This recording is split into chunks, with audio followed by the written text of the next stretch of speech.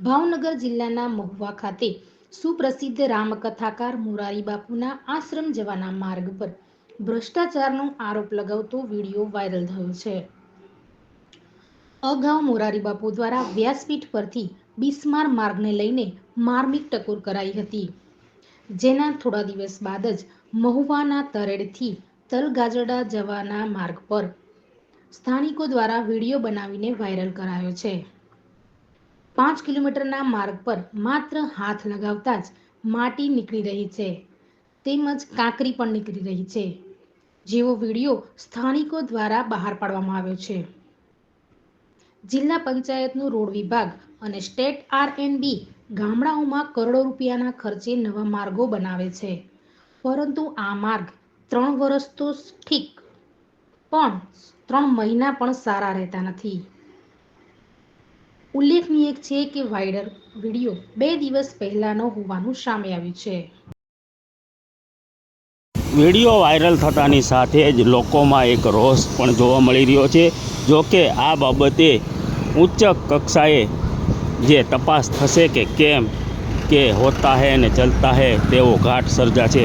અગાઉ પણ જે આ રોડને લઈને 15 વર્ષ વીતી ચૂક્યા હોય, ત્યારે 15 વર્ષ બાદ આ જે રોડ બનાવવામાં આવી રહ્યો છે તેમાં પણ જે ધૂળ પાથરી દેવામાં આવે છે અને માત્ર ડામર પાથરી દીધો હોય તેવા આક્ષેપો સાથે એક ત્યાંના સ્થાનિક લોકો દ્વારા આ વિડીયો વાયરલ કરી અને ન્યૂઝ મીડિયાને મોકલવાની કોશિશ કરેલી છે। ને આમ જ્યારે જે તે અધિકારીઓ આ રોડ બાબતે શું આ લોકોને જે કોન્ટ્રાક્ટરને નોટિસ પાઠવી અને ફરીવાર રોડ બનાવશે કે કેમ તે પણ એ જોવાનું રહ્યું। ત્યારે મહુવાના જે ખેડૂત આગેવાન ભરતસિંહ વાળા, જે આંદોલનકારી જેવા ગાંધી વિચારધારા ધરાવતા ગાંધીવાદી તેવા ભરતસિંહ વાળા પણ આ બાબતે શું કહી રહ્યા છે તેને પણ આપણે સાંભળીશું। પણ પહેલાં હું તમને બતાવવાની કોશિશ કરીશ કે જે વિડીયો જે સ્થાનિક લોકોએ જે જાગૃત નાગરિકો દ્વારા વિડીયો વાયરલ કરવામાં આવી રહ્યો છે તે વિડીયોની અંદર શું બતાવી રહ્યા છે તે પણ અહીં હું તમને બતાવવાની પૂરેપૂરી કોશિશ કરીશ।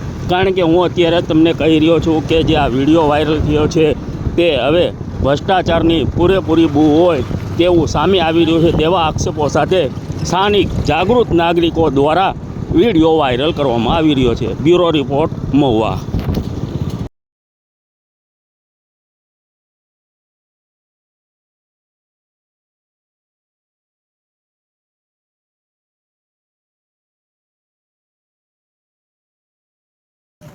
જો તરેડ ગામના રસ્તાની પરિસ્થિતિ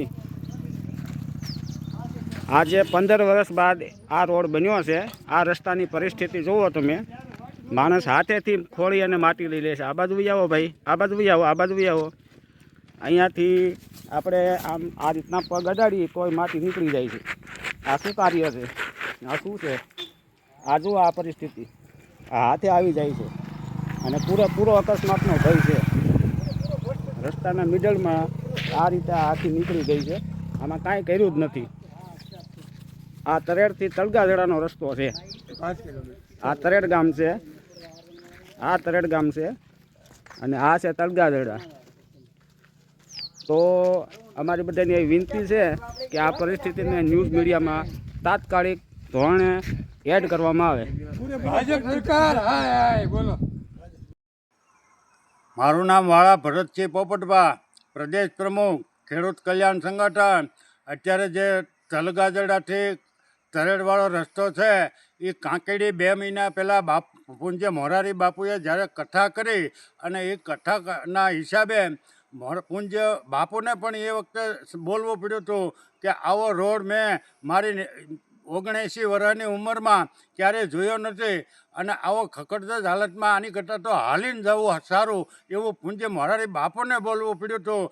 એટલે સરકારે તાત્કાલિક એ ધોરણે માર્ગ મકાન વિભાગે તલગાજડાથી તરેડ સુધી એ રસ્તો 5 કિલોમીટરનો બનાવ્યો, પણ એ રસ્તો હજી ટકશે કે નહીં એવું બાપુએ પણ નિવેદન આપેલું। પણ બીજા જ દિવસે પૂજ્ય મોરારી બાપુને એ કથાની અંદર જ પાછું બોલવું પડ્યું કે ધન્ય હો માર્ગ મકાન વિભાગ ને ધારાસભ્ય ને સરકાર ને બધું ધન્ય હો, આખું ધન્ય હોનો જ બાપુએ પ્રોગ્રામ આપ્યો. પણ અત્યારે અમને જાણવા મળ્યું છે કે ત્યાંના સ્થાનિક લોકોએ જ્યારે તપાસ કરી ત્યારે એ તલગાજડાથી તરેડ સુધીનો રસ્તો છે એ એકલો માટી જ નાખેલો છે. અને બીજા દિવસે જ બાપુને ધારાસભ્ય CR પાટીલ સુધીનું દબાણ જો આવ્યું હોય તો જ બાપુ આવું ધન્ય હો બોલ્યા હોય. એટલે હવે પ્રજાને જાવું તો જાવું ક્યાં? હવે ધારાસભ્યએ પાછો મવાના ધારાસભ્યએ બીજા દિવસે પાછું કહેવરાયું કે કથાની અંદર કે આ રોડ તો હજી ચમકદાર બનશે અને બેલ્જિયમ કાચ પાથરો હોય એવો રોડ તલગાજડાથી તરેડ સુધીનો બનશે. તો આ 2 મહિનામાં આ રોડને થયું હું અને ક્યાંથી આવો નબળો હલકી ગુણવત્તા? એટલે આ આખું તંત્ર બધું ફૂટલું છે.